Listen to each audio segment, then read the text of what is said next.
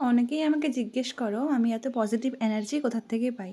সবার জীবনে তো কিছু না কিছু সমস্যা চলতেই থাকে, তার মধ্যেও আমি এতটা পজিটিভ কিভাবে থাকি।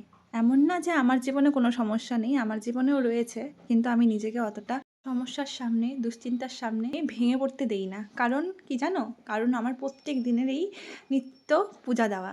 এই দেখো, আমি গোপালকে পুজো দিয়ে নিচ্ছি। আজকে না গাছ থেকে খুব একটা ফুল পাইনি, যে কয়টা পেয়েছিলাম সে কয়টা ফুল দিয়েই আমি আজকে গোপালকে পুজো দিচ্ছি। তো আমার প্রতিদিনের শুরু হয় আমার গোপালের দর্শন করে, তার পুজো করে। তো আমার মধ্যে যদি কোনো কিছু নেগেটিভিটি কাজ করে কিংবা আমার যদি জীবনে কোনো সমস্যা থাকে, সেই সমস্ত কিছু আমার গোপালের সামনে যখন আমি বসি, যখন আমি পুজো দেই কিংবা সন্ধ্যা আরতি করি, তখন সবটা দূরে চলে যায়।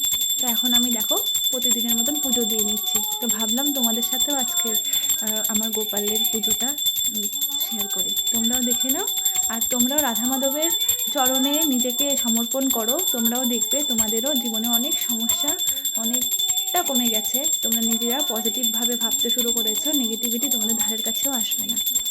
তাই তোমরাও ঘুম থেকে উঠেই সবার প্রথমে রাধা মাধবের দর্শন করে নিজের দিনটা শুরু করবে।